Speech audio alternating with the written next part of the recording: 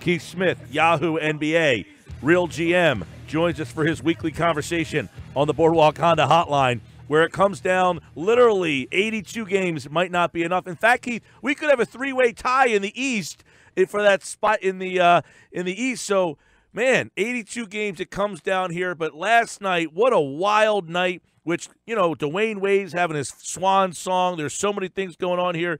Oh, and Magic Johnson steps down in the middle of the night here and just decides, I'm not going to do this anymore. All right, let's start there. So Magic steps down. How surprising is that? Or were you not all that surprised to say, you know what, Magic didn't want to do this to begin with? Yeah, it's completely stunning because it came out of nowhere. This was something there wasn't even some buzz that this could happen. Normally with these kind of things, these guys talking out there, and you're kind of able to say, I don't know if I believe it, but at least it's out there to hear. This seemed like it was almost impromptu that Magic said, hey, let's do a quick presser before the game here, and hey, just so everybody knows, I'm going to quit today. And no, I haven't talked to the owner or anybody else about it. I'm just telling you guys first, which is, it's kind of fitting with the way the Lakers season has gone as a whole, that this part of it was also a circus.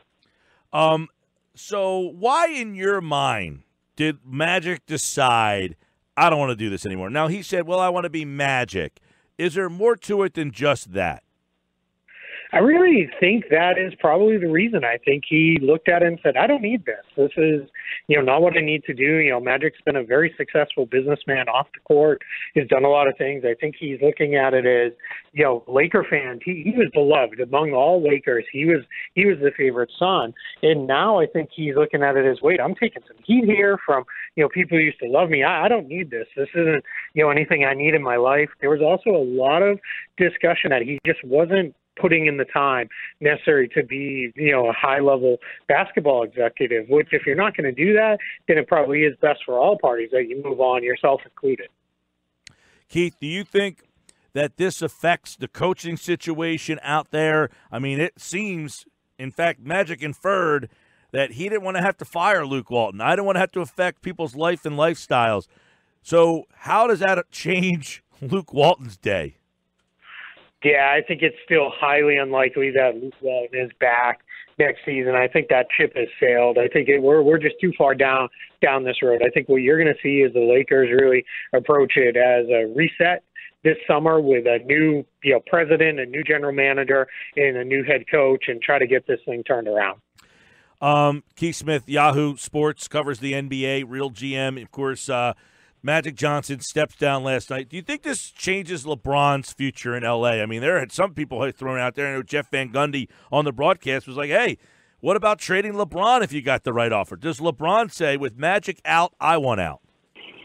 Yeah, I don't think LeBron didn't go there because Magic was there. He went there because he wanted to be in Los Angeles. So I don't think that changes anything from his side. Now, you could get somebody in there who's a little more ruthless and a little more cutthroat that says, all right, hey, the best thing we can do here is move LeBron. We can return a really good package and, build this thing. But I think what's most likely to happen is you're going to see whoever comes in new is going to give it at least a year to try and bring in the right pieces around LeBron. They've still got incredible flexibility. They've got max cap space.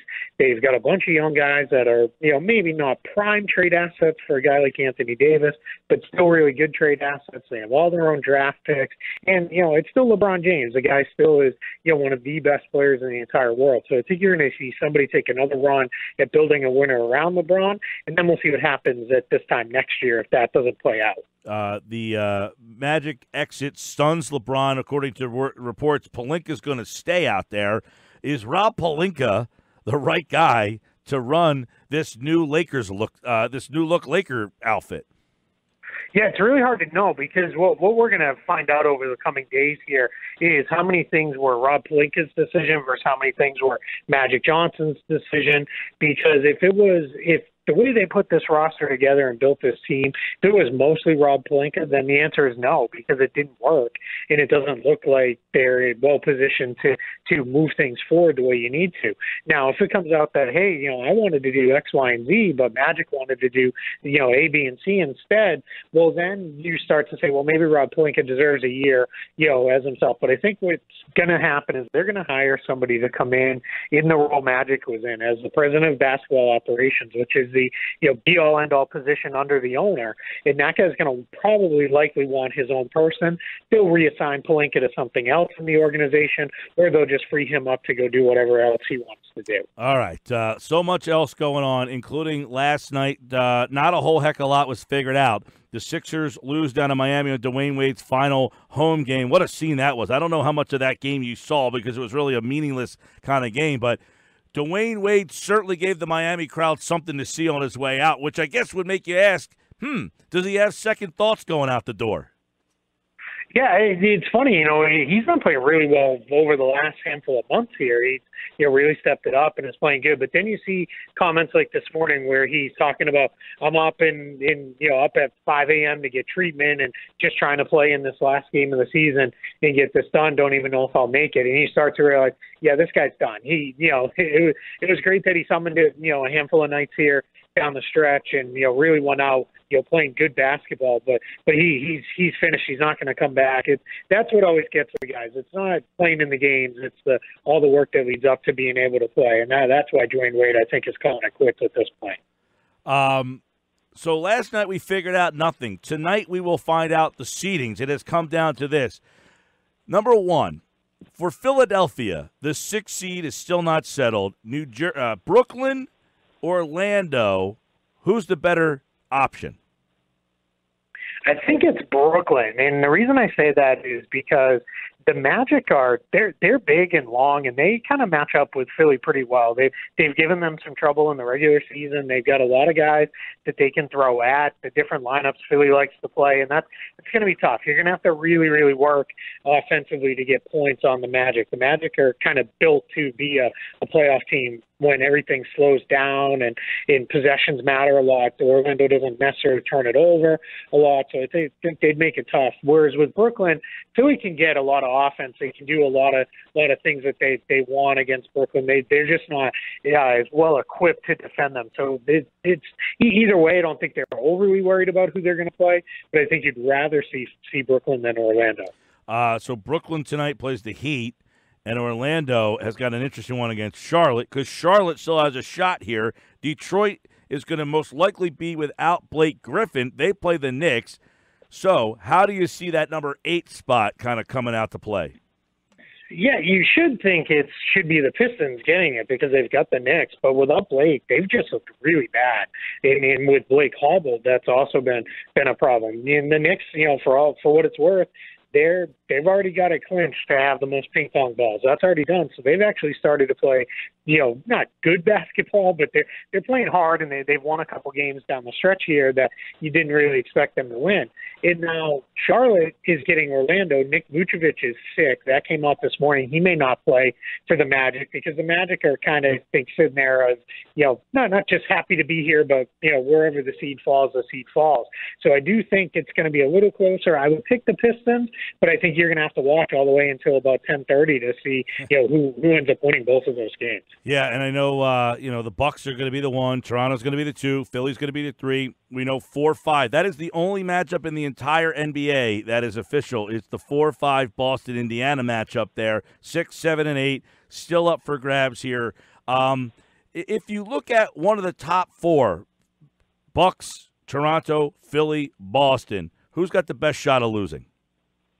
The best shot of losing probably is still Boston because they've been the least consistent team this season. I think Milwaukee, even without Malcolm Brogdon and Nikola Mirotic, should handle whoever they play fairly easily. Same for Toronto. I just said that about Philly. So I would lean towards it being Boston just because they're so very, very surprised. Teams in the East won. And I'd be really kind of surprised if they were pushed, if any of these series go to 7 games, I'll be pretty surprised as well. I think it's going to be fairly easy run through this first round for each of the top 4 seeds in the East. Yeah, and Keith, we've talked all season long. It seems that everybody thought it was going to be these four teams in the East, right? It was Boston, Philly, Toronto, and Milwaukee. It was them from the start, essentially. Yeah, it really was. The Bucks were probably the one team that was on the outside of that looking in, but we realized real quick this year just how good they were and how, good of a season that they were going to have. So really it's been since Thanksgiving, maybe Christmas at the very latest, we knew that it was going to be these four teams in some order matching up, and hopefully we're going to get to see the four of them, go head-to-head in the second round, which is, something that Eastern Conference fans have been missing for a number of years, is these really great second-round series as well. So this should be a lot of fun. Yep, we'll see it all unfold. The final night of the NBA season is tonight, and yet we have nothing except for the 4-5 matchup in the East settled. So out west, Golden State's going to be the one, but Denver and Houston still battling out for the 2. Last night, Denver's losing. Houston had a lead and ended up coughing that up and really cost himself a shot at that number 2 seed. So who ends up with the 2, Denver or Houston? I think it'll be Denver because I think they are going to get the win that they need to get tonight. But what you really want to watch is that 3-4 because Denver did, what those of us in the media have been kind of calling the Denver plan, which was they threw a game away against Portland with the intention of hopefully Portland would win enough to vault Houston by the tiebreaker in there. Now, that looked like it was set up to happen because Houston lost to Oklahoma City. Their season is done. Portland beat the Lakers, but Portland's playing Sacramento. Normally you'd think, all right, Portland's going to get that win. They're going to move to the 3, but the Blazers announced that they're going to sit Damian Lillard and C.J. McCollum for load management. So I don't know exactly that Portland's playing along with what Denver's plan is here. Yeah, I know. Just to throw it back to the East real fast, I want to ask you because there were some people, Sixer fans, wondering – they have not played well recently, if you've noticed. They have not played well at all over these last 2 weeks. And some people were wondering, were they trying to trickle themselves down to the 4 seed to avoid Toronto in round number 2? Do you think Philly matches up better with Milwaukee or Toronto? I think everybody matches up better with Milwaukee right now, just because of the Bucks' injuries. Especially if you want to get them early because they're only going to be projected to get those guys back. And Malcolm Brogdon, who's definitely going to miss the first round, maybe the second round, has been really important to them. He's a 50-40-90 guy this year, and that's been a huge part of their offense. They haven't looked quite the same without him on the court. And then Mirotic, maybe he's back for the first round, should be back for the second round. We'll see. But you'd rather get that team early versus late. And I think there was a little bit of positioning there where Philadelphia was saying, we're okay if we drop to 4. But I think they also looked at it and said, well, we've got a big enough lead. But Boston, they managed to win just enough games to make it closer than I think we thought it would be going this late in the year. But and then Philly obviously prioritized health, which was the right move in the end. Yeah, I know, Keith. This whole Philly's in a weird spot. Of all the teams, and I know it's our home market here, but if you're just watching from the outside, they've only played 10 games together with that starting 5. They're benching guys tonight. No one's going to play at all. Some guys played last night, but not really. Embiid really hasn't played much at all the last 3 weeks. I mean, they seem to be the biggest wild card of all the teams because they are so boom or potentially bust with the way their roster has been so infrequently together. Yeah, I like to say there were Celtics fans who were upset that they sat everybody the last game and then took a bunch of guys out in the game prior to that. And I kind of said if you're relying on the last couple games of the season to get you ready and get you acclimated with each other for the playoffs, then you're probably not a very good playoff run coming. But Philadelphia is the one team that runs a little counter to that because of just how little these guys have been together. And then when they are together, you can still see it's a little clunky. They just don't have that confidence in each other built up where, all right, I know this guy's going to be here on the floor if I make this move. I know he's going to cut here if I do this. Now, it's not to say it won't come, and they're all really good players, but you want to be able to hit the playoffs with that. And Philadelphia just doesn't have it because they haven't been able to get their main guys together. And then to cap it all off on top of that, they haven't had one game, I think, where they've had their kind of 1 through 8, 9 playoff man rotation together since they made these trades. So that's going to be something to watch as well. Yeah, they've played 10 games together. They are 8-2 in those 10 games, but it's only 10 games, and they haven't been frequently either. I mean, the last time they all played together, I guess, was 3 weeks ago, maybe. I mean, they didn't play the game against the Bucks the other night because Butler missed it. It has been a very odd final month of the season here for Philadelphia in the East. But I said, Keith, I am resigned to the fact, and I'll get your opinion on this, because last year Cleveland was horrendous defensively, and it was, can they flip the switch? Can they flip the switch? Well, they flipped the switch and made it all the way to the finals, and obviously were undermanned. But they were such a bad defensive team in the regular season, and then, boom, they got to the playoffs and were much better. I'm resigned to the fact that the Sixers are just going to have to be that team that either flips the switch and continuity comes, or there might be an early exit. Yeah, I think you're right with that. I think there's going to be a lot of that comes together, and for them, it's going to have big ramifications beyond this season, because you've got a lot of roster decisions to make there, as well as those players have a lot of decisions to make. If this thing flames out earlier, let's say it goes to a second-round series against Toronto, it's non-competitive, and the Raptors roll them, you might have guys who start to look at it and be like, maybe I'd be better off going elsewhere, and that's something that we generally don't think about at this time of year, but it's all part of the game plan as you look at it. If you're the front office, you're psyched, you're ready for the playoffs, but you're thinking about July and beyond just as much as you're thinking about what's happening over the next couple of months here. Keith Smith, Yahoo NBA. The playoffs begin this weekend. We'll have them for you live. The Sixers and most likely the Nets, maybe the Magic on 97.3 ESPN.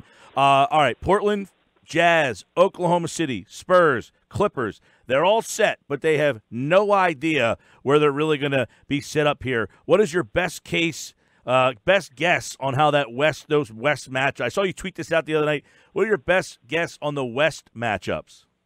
Yeah, I think now I've now seen who's going to sit and who's going to play and all those kind of things. I think you're going to be looking at the Warriors and the Clippers in the first round, the Nuggets and the Spurs. The Rockets, I do think, will get to that 3 spot, because I think Portland's essentially thrown away tonight's game. So that'll put us with Rockets and Thunder, which should be pretty interesting. And then I think you're going to be looking at that 4-5 being Portland and Utah, which that, in a lot of people's minds, you might have then, some of the better teams on the same side of the bracket with Golden State and Utah in that same side. And that's going to be kind of interesting. And then Houston, Denver, you're looking at that being maybe potentially your second round matchup. That could be a lot of fun. And I think the Nuggets they're going to be tested no matter who they play. But this whole plan of trying to get Houston into the same side of Golden State's bracket looked like that might fall apart on them here. Yeah, and I know if you're San Antonio being in the 7, you probably feel like, all right, we've got a shot against Denver, as opposed to potentially falling to that 8 spot and playing Golden State. Yeah, absolutely. San Antonio has been known to throw away the last game of the season, either at home, on the road, no matter where it is. There's been a lot of times where you've just seen them kind of play it out as if it's almost the last preseason game of the year. But this year, I think because they have that motivation of, hey, we can avoid the Warriors and then we can get the Nuggets, who are an eminently more beatable team. I think you might see the Spurs really push to win this game tonight and get into that spot, because you feel pretty good about your chances against Denver. It's going to be tough because they're a very good team, but you feel good about it if you're the Spurs. Okay, Keith Smith, NBA playoffs begin, but that means that others' seasons end. Do you think we see a lot of coaching turnover? The Black Monday in the NFL always makes big news. Will the NBA follow suit?